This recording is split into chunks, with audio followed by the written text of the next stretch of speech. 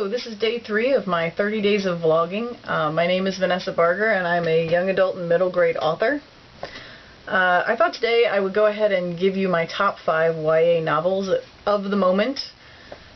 It's hard to pick favorite novels at any given moment, but these I thought were my top 5 for now. Some of them are on the list always, but a lot of them change. And I went with just the ones I had in paperback on the shelf rather than the ones I had on my tablet, because there's quite a few of those as well. But I can't really show you the ones on the tablet so well. So we're going to go with these. Let's see. First, this one is always on my list. There's always something on my favorites list. Neil Gaiman's The Graveyard Book. I love this book. It's one of my favorites. I feel like it's middle grade, young adult, adult. It sort of applies to everyone. When I tell people about it, I always go for the end. To me, I don't usually cry a lot with books. It takes a lot of involvement for me to be able to do that, and I cried through the end of this one, through the whole last chapter. And whenever I tell somebody that, they kind of look at me funny and assume that it's, you know, horror or it's really sad, and I'm like, but I always compare it to Toy Story 3. It's a really good story, and you don't want to see it end, and it's sad, but at the same time, you're kind of happy at the same time, so it's happy crying. But that one's a really good book, and if you haven't read it, you really should. This one would not have been my first pick. It's 10 Miles Past Normal by Frances O'Rourke Dowell.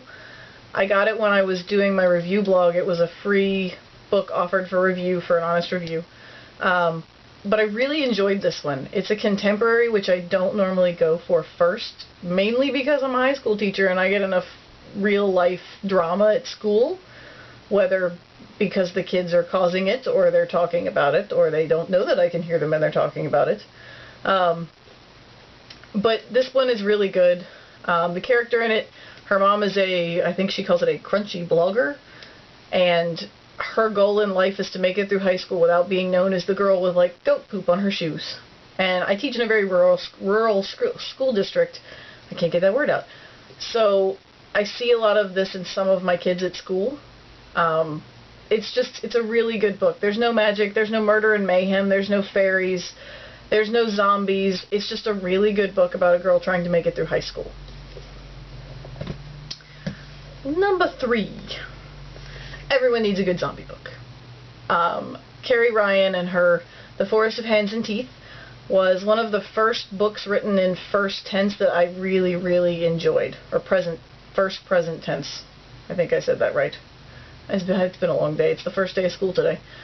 So, anyway, I really enjoyed this one. At first I was kind of like, meh, it reminds me of The Village. I'm not sure I'm okay with this. But in the end, and I'm not a big zombie fan either, as a general rule, but this one was really good, and I really got involved in the characters, and I have been meaning to read the rest of the series, but quite frankly, I've been a slacker, and, you know, shiny book covers caught my attention, and by the time I realized my money was spent, there was no money left for the dead tossed waste. But it's on my list. It's on the Amazon list of never-ending doom, and it'll someday get purchased and read. Number 3. This would be number 4. This is Lisa Ann Sandel's Song of the Sparrow. I love Lisa Ann Sandel's books. The way she writes is just really fluid and really beautiful. She picks all the right words. These are the kind of books that I really envy, and after I read them, I go back to my own writing and look at it and go, oh, I'm never going to get there. Her books are just awesome to read. This one in particular is written in free verse. It was the first one I read of hers, which is actually entertaining because it's based on the Lady of Shalott from the King Arthur myths. I took a medieval lit class in college where we had to read everything in Old English, and one of the things we had to read was King Arthur in the original. And since then, King Arthur and I have not always been friends, especially because I love Sir Gawain and the Green Knight, or Gawain, I always say that wrong. But I really hate Guinevere as a character. I cannot watch a King Arthur movie and feel sorry for Guinevere ever anymore. She's so bitchy in all of the real stories. I mean, she kind of brings it all on herself. And I kind of always look at it and go, why do so many people want you? Anyway, that's beside the point. But this is an awesome book. The other one that's always a tie between this one and, I gotta check the title, A Map of the Known World, which is not in free verse, but the prose, she still has excellent word choice. It's still very fluid and beautiful to read, and the story is excellent. Especially, it's about a girl whose brother dies and he's a senior in high school, and there's this secret art project he's been working on, and she sort of takes it over and reveals it to everyone. And there's some question as to whether or not the brother it was an accident, or if he did it to himself, or if he caused his own accident. It's a really good book to read a very difficult topic with teenagers. You know, for anyone, but especially for handling it with teenagers. It's just really well done. That didn't come out quite as eloquently as I wanted, but it's a really good book. And my last one is Impossible by Nancy Werlin. I loved this book. I know I say I loved them all, but they are my top 5. This one was based on the song Scarborough Fair, and that was one of my favorite things about it. That's really the only reason. I mean, minus the fact that it's got an awesome cover, and I love the cover.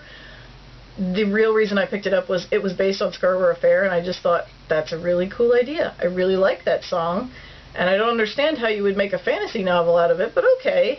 And the way she takes that through and keeps...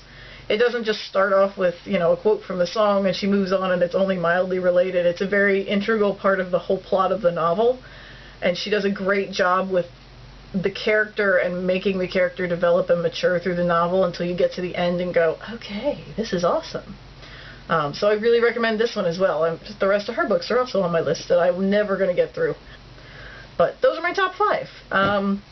I will post the Goodreads links to all of those in the comments bar below, as well as the link to my website. And if you have any suggestions for books you think I should read next, please leave them. I love going book shopping, online, in person. Any excuse to go to the bookstore I'll do, even the library. I don't care.